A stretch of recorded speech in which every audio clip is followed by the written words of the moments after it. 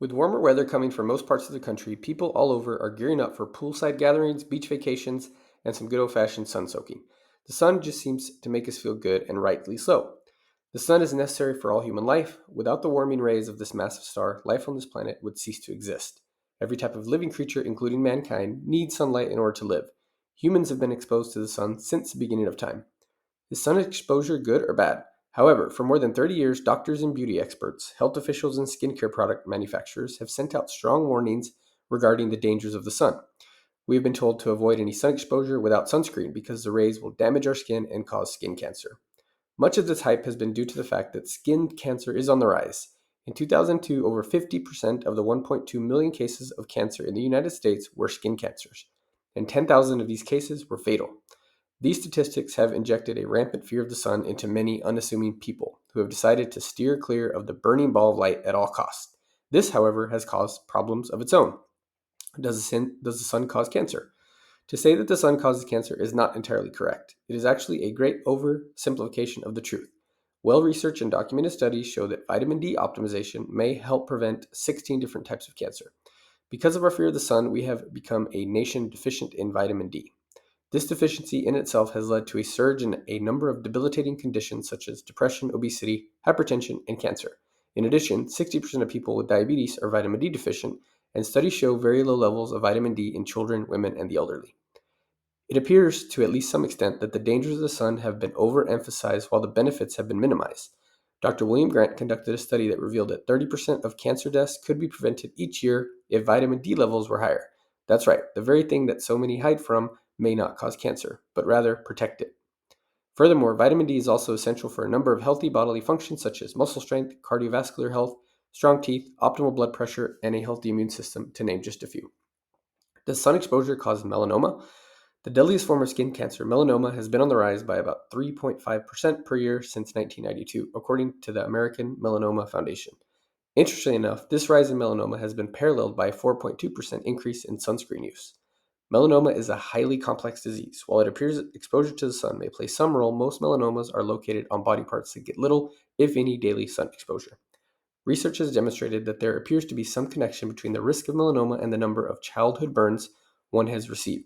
In addition, the use of tanning beds also increases the risks. Good rays, bad rays. In order to completely understand the risks that the sun poses to our health, we must better comprehend the sun itself. The sun gives us two main types of wavelengths, UVA and UVB. While both can cause tanning and burning, UVB rays are necessary for the skin to make vitamin D, while UVA rays penetrate the skin deeply and can cause severe free radical damage, including wrinkles. They also destroy vitamin D. It only takes a little sun to make vitamin D. To encourage your body to produce vitamin D, you don't need to spend countless hours in the hot sun, and you most definitely don't want to burn. Here are a few general guidelines to follow to help you get the most from the sun's helpful rays while staying safe from those that cause damage. If you're getting out in the sun for the first time in the season and have white skin, limit yourself to 15 minutes between the hours of 10 a.m. and 4 p.m. If you burn frequently, limit your time to a few minutes each day until your skin begins to slightly darken. Once you have a nice tan, you can increase the time you spend in the sun. Use a moisturizing non-SPF lotion to help keep your skin soft. If you use an SPF lotion, it will block out the beneficial UVB rays. Organic coconut oil is a great option. After your initial exposure, spend the rest of the day in the shade or covered up. If you have to be in the sun for an extended period of time, use an SPF 15 non-toxic sunscreen. Is sunscreen bad for you? When you slather on sunscreen that does not offer natural UVA protection, you are doing nothing short of wasting your money. Sunscreen that blocks UVB rays and does not protect from UVA rays will work against you by limiting vitamin D production and damaging skin. There are two main types of sunscreens, chemical and physical. Chemical sunscreens prevent sunburn when they absorb UVA rays, but can increase the risk of cancer. Physical sunscreens contain inert minerals that reflect ultraviolet rays away from the skin. They are considered safe and effective. Most of what you find in the store are chemical sunscreens, which may contain 3 to 6 of the following active ingredients: oxybenzone, avobenzone, octocrylene, homosalate, octinoxate, and octocrylene. Almost all products contain avobenzone, the agent for filtering out skin-damaging UVA rays. There is some concern, however, that this substance may break down when exposed to the sun. Other chemicals such as octocrylene are often added as stabilizers. Dangers of using sunscreen. Studies done on a number of chemicals found in commercial sunscreen indicate that they may disrupt hormones Animal research also suggests that oxybenzone, found in 80% of chemical sunscreen, and octinoxate are toxic to reproductive systems and can interfere with development. While more testing is yet to be done, many are concerned that the high level of toxicity found in these active ingredients may undermine any benefit that this type of sunscreen offers. Like personal care products, sunscreens penetrate the skin and deserve special attention. Studies done at the University of Zurich found sunscreen chemicals in 85% of milk samples.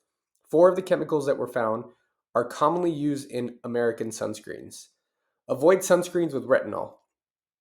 Sunscreens that contain vitamin A or retinol may actually speed the development of skin tumors and lesions when sunlight is present, according to a 2009 study done by the National Toxicology Program. The FDA published a study in 2011 that concluded the same thing. Since this time, consumer advocates have been urging the FDA to restrict the use of vitamin A in topical products. Avoid spray-on sunscreens. Vitamin A and toxic chemicals are not the only things you have to worry about in sunscreen. In July of 2012, a very scary incident occurred for one man who applied aerosol sunscreen and immediately walked over to his barbecue. Upon lighting the grill, he sustained second-degree burns. Because the sunscreen had not had time to set in his skin and the propellant chemicals didn't have adequate time to evaporate. According to news reports, the spray also left a vapor trail that added insult to injury. He caught on fire immediately after lighting the grill. Banana Boat, the makers of this aerosol sunscreen in question, voluntarily recalled their product after hearing of the incident. The company cited a problem with the spray valve as being the reason for the accident. The spray valve opening on the affected products dispenses more than is typical in the industry for continuous sun care sprays. As a result, the product is taking longer to dry on the skin than is typical with other continuous sprays. If a consumer comes into contact with a flame or spark prior to completing drying of this product on the skin, there is potential for the product to ignite. Mothers of young kids and many other people of all ages love the ease of application that aerosol offers, as well as the fact that spray sunscreen makes it easy to cover all of the hard-to-reach spots. Dangers of aerosol sunscreens. Besides the fact that aerosols are highly flammable, there are more concerns with this type of sun protection. First, the FDA has mounting concerns that aerosol sunscreens can be inhaled during application. Both the propellant chemicals and the nanoparticles of zinc oxide and titanium dioxide, found safe in other forms, worry scientists, who say that these particles are easily ingested. Although the particles can't be absorbed through the skin, they can accumulate in different organs in the body once they are ingested. Because they are so small, they can move freely throughout the body, causing problems at the subcellular level. What is worse is that the body can't get rid of them. Each time the sunscreen nozzle is pressed, these particles are transported some 20 feet in all directions, landing on everything in sight.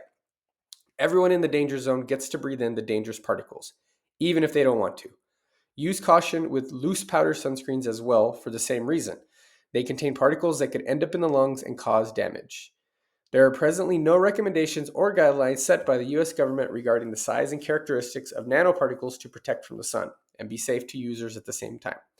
As with other personal care products, this is a caveat emptor circumstance where consumers must do their own research with regards to safety. How to stay safe in the sun. Playing it safe requires forethought. Obviously, the sun is a very important part of our health, one that should not be ignored. However, there are rules. Playing or laying all day in the hot sun without any protection and getting burned to a crisp must be avoided at all costs. Be especially careful with young children. Avoid sunburn as much as possible. Try to stay in the shade between the hours of 12 and 3 p.m. This is when the sun's rays are the hottest and can do the most damage. Wear lightweight white clothing if possible and a hat if you have to be in the sun for long periods of time. Avoid tanning beds. Never tan through a window. You will get all UVA rays and none of the beneficial UVB rays. Check the label on your favorite sunscreen. The Environmental Working Group urges us not to use sunscreen as a tool to prolong time spent in the sun, and to check our skin often for irregular moles or suspicious spots. Being choosy about the type of sunscreen that you use for yourself and your family is critical. The best is one made from natural ingredients that protect you from damaging rays. Don't break down the skin and allow at least one penetration of UVB rays for the production of vitamin D. Visit the Environmental Working Group for a list of safe sunscreens which contain non-toxic ingredients and other protection from damaging UVA rays without compromising UVB exposure. Remember, enjoy the sun, respect the sun, and know what is in your sunscreen. For natural protection, try coconut oil. Coconut oil has been shown to have between 7 to 10 SPF and is a great moisturizer for the skin. Thanks for watching. Subscribe for more tips.